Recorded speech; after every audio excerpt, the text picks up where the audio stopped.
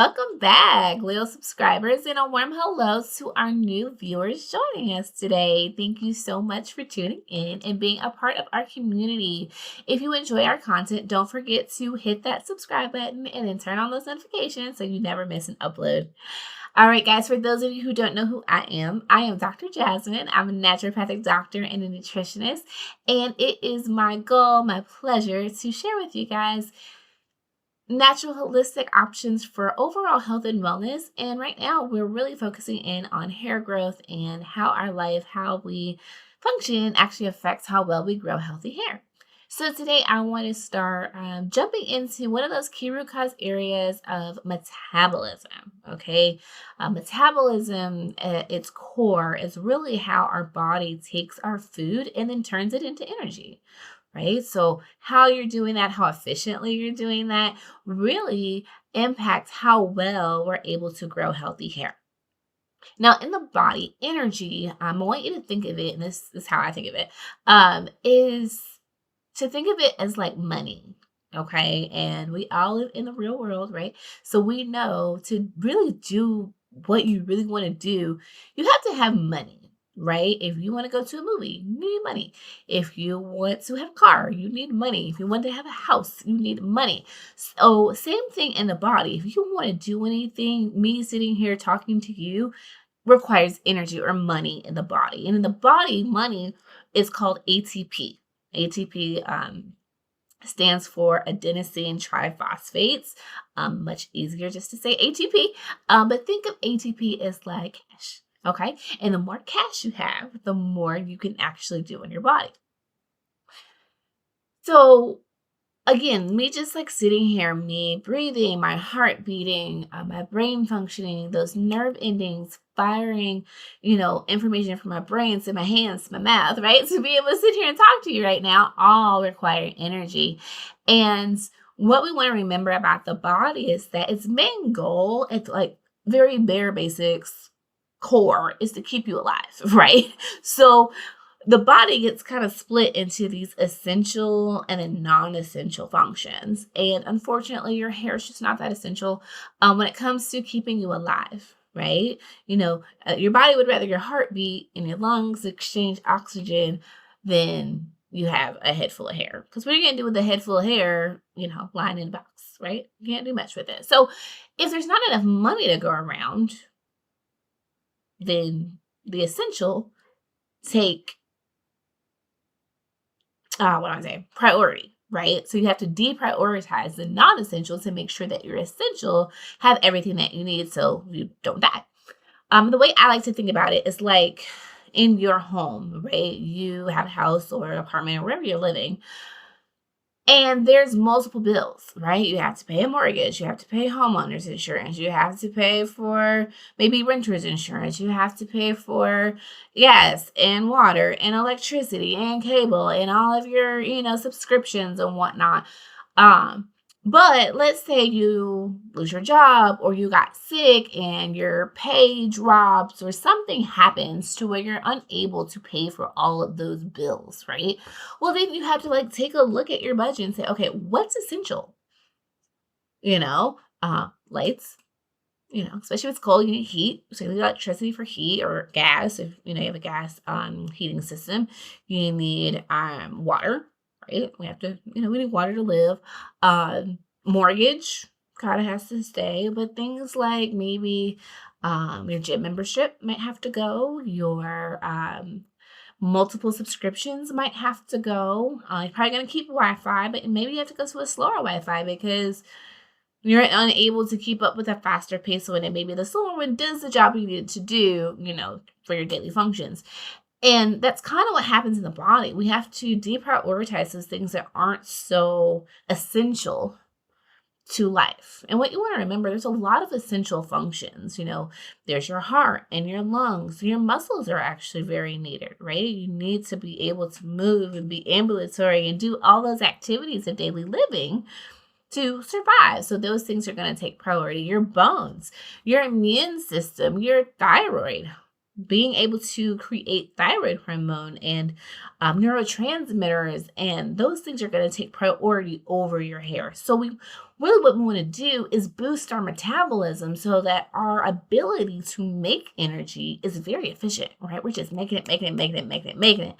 The good thing about that too is that not only is there going to be all this energy available for hair growth, you're going to feel better too, right? So energy isn't just there for growing hair. It's also helping us to get through our day and be able to wake up and go through the whole day without feeling like we need a nap, or actually taking a nap, right? So being able to efficiently burn food for energy is crucial to overall energy levels. It's also crucial if you're trying to lose weight. So this is also really great for weight loss. So if hair and weight loss are something that you want together, definitely listen close to this series. I'm going to be doing my metabolism. And then again, you need that energy to grow healthy hair. And then remembering hair, because it's so non-essential, you're going to need a lot of energy to make sure that you have enough left over from your essential functions to do this more non-essential thing. All right, so I really want to focus on today B12. So vitamin B12 is well talked about. Pretty much everyone has heard about vitamin B12, but it also comes in a family of B vitamins. There's so many Bs, but B12 is very special because every piece of energy production when it comes to carbs, so burning carbs for energy, burning fat for energy, and burning protein for energy, they all three require B12. Okay. Some other nutrients, some other Bs are required also, but B12 is a very common deficiency that I see for a few reasons, and I'll kind of jump into why I see that deficiency often, but that's why it's so prescribed or recommended, because it's such a deficient nutrient and because it's needed to help us use carbs, fat, and protein. And your body is pretty strategic, okay? Carbs are burned pretty easily for energy, like quick energy. If you've ever had like a donut and you got like a burst, you're like, woo! And then like after like an hour, you're like, oh my God, I'm tired. That was that quick energy. Fat is a little slower, and then protein is usually the slowest to be used. So if you're just eating like high fat, high protein, typically you're not going to get that big, like crazy shot of energy like you would if you just ate like a donut or something. So B12 helps us to use all three of those. When it comes to carbs, it is required for a process called the Krebs cycle or the citric acid cycle. I know I'm taking you guys back to like high school biology, but this cycle helps us to take energy, take those carbs and turn it into ATP, or that energy currency. Now, it's also needed in amino acid degradation. And what that basically means is those little building blocks of protein, those amino acids, you need B12 to actually use that in the Krebs cycle, or that cycle that helps you to make ATP. Now, when it comes to fat gets broken down in a process called beta oxidation. So if you've ever been on a keto diet or heard of the keto diet, this is a process we're actually trying to upregulate to make those ketones. And B12 is required here. So if you don't have enough B12 available, it just kind of sits there and don't do much with it. And that's why some people can get like really tired on a keto diet, or like, well, this isn't really helping me. It's because you need that B12. And B12 basically makes those fatty acid metabolites that you're making into a form, again, that Krebs cycle can actually use to make ATP. So as you see, B12 is essential. I mean, like without it, most of us are walking around like zombies, right? So we definitely want to make sure that we're getting plenty of this. Now, I talked about deficiencies that I typically see, or reasons why I see B12 deficiency. One is just lack of intake. B12, oftentimes I see low in individuals who are not eating animal products. And that's for a very simple reason. B12 really is only abundant in animal products. So if you're not eating beef, chicken, pork, organ meats, eggs, dairy, fish, shellfish, you're just not taking in a lot. And if your demand is very high, and if you're a very active lifestyle, if you're moving a lot, if you have a lot of mental strain, you're going to run through that B12. And then if you're not replacing it, well, it gets depleted and you get tired, right? So we want to make sure that we're eating those foods regularly throughout our day. The second reason why I find that B12 can be lower is if people are having digestive complaints. So, in a previous video, we talked about digestion and why the stomach acid is so important. Well, B12, you need stomach acid to actually help you to break down B12 into an absorbable form. So, if you're not doing that, then it's not that you're not eating the foods, it's just you can't get it into a form that your body can actually uptake it and then use it, right? So it's still going to be low in your system. The third reason I see is typically gastric acid suppressors. So any type of gastric acid inhibitor like omeprazole or Prilosec or Zantac, you'll see things like proton pump inhibitors. That's what like omeprazole is. So the type of drug omeprazole is a proton pump inhibitor or a PPI. And then like your Zantac, that's like a histamine blocker. Both of these types of drugs suppress acid production.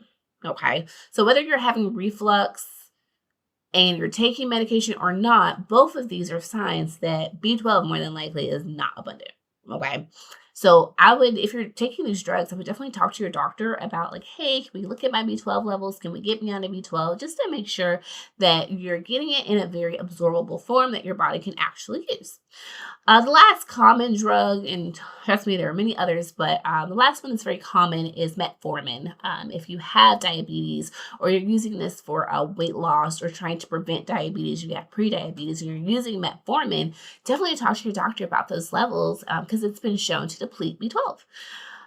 If you're vegan, I know I talked about a lot of the B12 rich animal products. If you are vegan, you can still get it through nutritional yeast. So I recommend adding this to your diet. You can do this on like a tofu scramble. You can do it in a soup or a salad. It kind of has like a cheesy taste. And I personally like to put it on eggs. So if you are not vegan, you're omnivore like me, you can totally do it on your animal products as well. Get a little extra boost. But it is something that if you are vegetarian or vegan and you're not eating animal products regularly, it's something that you should really consider with your doctor, just adding as like a normal part of your diet. So as you can see, B12 is crucial. We need it to make energy, and energy is what gives us that money, if you will, to actually make hair. Another way I like to think about ATP is like being at a carnival. You know, at a carnival, you need tickets to do literally everything. Same thing. You need those tickets to grow that healthy hair. And if you don't have enough, hair is just not essential. So it's like a ride you don't get to go on at the carnival. So guys, if you have ever had low B12 levels, or if you are just having more questions or thoughts about B12, about hair growth, about metabolism in general, definitely leave your comments here. I am always thrilled when I get your comments. I love responding to you guys, so keep them coming. If again you have something you're like, I don't want to ask on YouTube, no worries. Or on social media, feel free to email me at askdrjazz@gmail.com.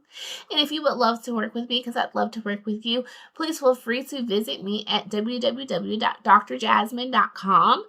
There you can make your appointments with me, and we can get to know each other in a more one-on-one setting. All right, guys, thanks so much for watching. And again, like and subscribe if you haven't already. All right, guys, may God bless you in your health. Bye.